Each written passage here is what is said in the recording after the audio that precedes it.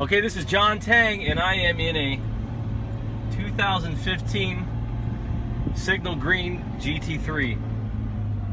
Porsche 911 GT3. This is an amazing car, and this belongs to a dear friend of mine. In fact, the friend who owns this car is the friend who bought my 2011 911 GT3.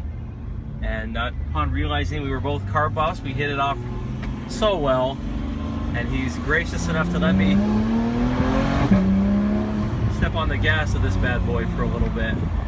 This is an amazing car. It's got a lift on the front, which was an option on the 2011 car that we owned, which I did not have on that car.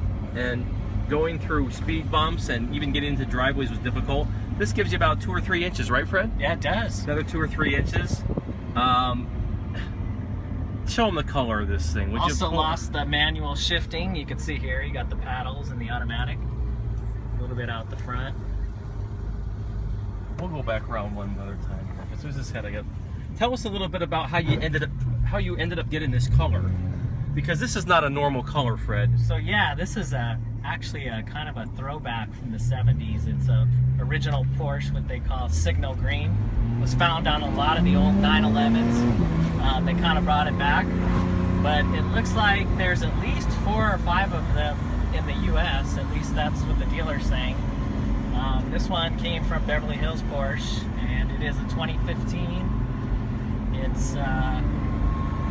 It's green. It is this, and this car can pull it off. This color on this car looks amazing.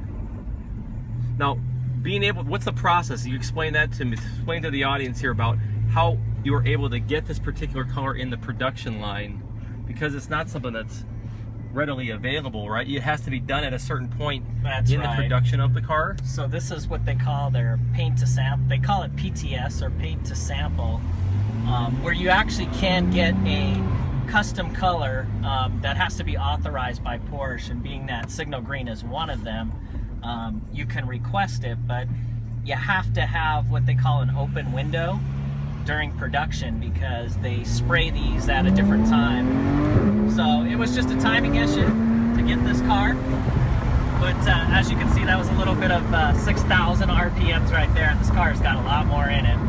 But John and I are here on a neighborhood street, so it's kind of tough to really push this car to the limits. Yeah, we don't want to do that.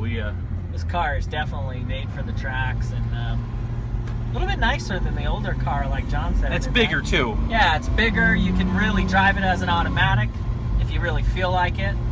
It's got a little more comforts than you would normally have some of the older GT3s. More of a friendly console. Air condition is actually pretty decent. The sport buckets aren't too bad. It's got the same feel, even though it's what? I think it's probably about 25% bigger of a car. It is. It's got 20-inch wheels, so the wheels are bigger. It's fatter in the back. More like a turbo type body. Weighs a little more, but I think that the horsepower on this one is pushing 500, whereas the old car was 415, so we're talking almost another 100 horsepower than what John and I were used to in the old car. But the inside, the cockpit, I don't feel any different inside this. You know, I'm not a terribly large guy, but I feel absolutely just custom fit inside this car, just like I did with the 2011. So they really didn't add much more spaciousness to the inside. They just put more engine on the car. Yeah, the seats kind of feel real tight, but once you get going in this car, you can feel it really, you really need it, because it really holds you in place. Yeah. Alcantara on the inside on the steering wheel, that's the same. That's a tradition really here. Nice. Same on the gear shift. Really nice. It's got the same sound. Yep, it's got satellite radio. This car does have the stainless interior, so it's got some stainless accents around the air-conditioned vents, the open doors. The other thing is it has what's called the illuminated door sills, so when you open the doors at night, they're polished brushed aluminum, but they light up with the GT3 insignia. That's awesome. Looks pretty nice. Awesome. So it's got some nice little touches. It's got the same sound on the brakes. It's just, this is a pure sports car. This is a street legal sports car, a racing car.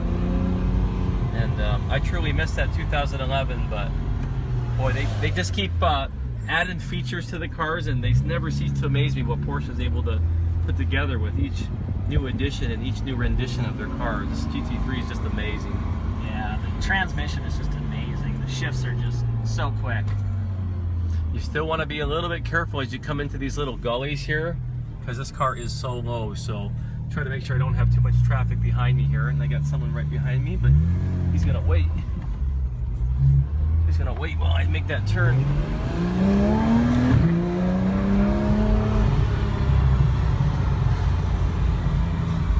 That sound is just so masculine. It's beautiful.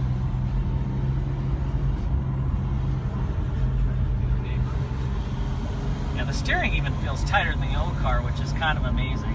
But you still feel like you're on the road. You feel like you're connected to it. You're connected to the road. So here, I'll pull right over to the side. Fred, thanks for letting me take this on a drive. No problem. If you ever have a chance to give this car a test drive or go to a track, an experience center, I highly recommend it. This is as close as you could get to actually being a race car driver here, but not having to be, you know, that experience. This car will take care of itself. It's that smart. You can put it into the mode like Fred mentioned, where it'll drive itself, and yet if you want to turn on the gas, you can have that thrill of experience of being a race car driver. The GT3 911 Porsche, beautiful.